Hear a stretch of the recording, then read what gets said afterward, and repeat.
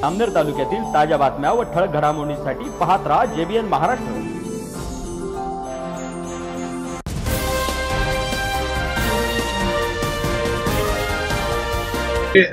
दोन माजी मंत्री, 4 माजी आमदार आज शेकडो कार्यकर्त्यांसह अजित पवार गटामध्ये प्रवेश करत आहेत। शरद पवार पक्षाला चांगलं आहे, आनंद आहे। ते आमचे मित्रपक्ष आहेत, आमच्या मित्रपक्षाला येत आहेत, पण काही आमचा प्रोटोकॉल ठरलेला होता की जे आमच्या विरोधामध्ये लढलेले आहेत एकमेकांच्या कॅन्डिडेट त्यांना आपण घेऊ नये असं एक प्रोटोकॉल होता, पण आता तो पाळला गेलेला नाही।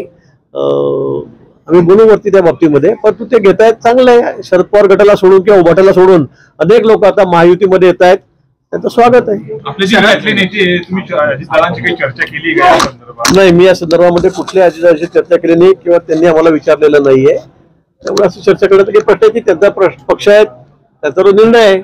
पण युतीमध्ये ठरल्यानंतर देखील असं पक्ष प्रवेश होत आहे, करायला नको, माझं तेच मत आहे। अजित पवार मुख्यमंत्र्यांच्या काळामध्ये ते सगळे जे तिकडे गेले ते आमच्याकडे येणार होते, आमच्याकडे येणार होते।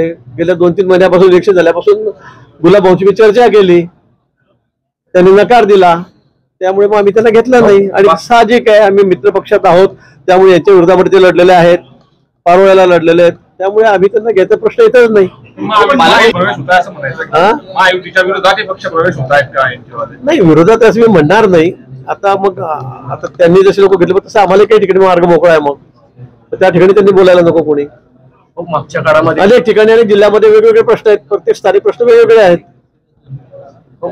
मी तेच म्हटलं की घेताना तपासूनच घेतलं पाहिजे। आमचाही बीजेपीचा एक प्रोटोकॉल आहे, कोणाला घ्यायचं कोणाला नाही घ्यायचं, त्यांचं काय पूर्व सगळं चरित्र काय आहे, आर्थिक व्यवहार काय आहेत हे बघूनच घेतलं पाहिजे, आणि आम्ही त्याप्रमाणेच घेतो।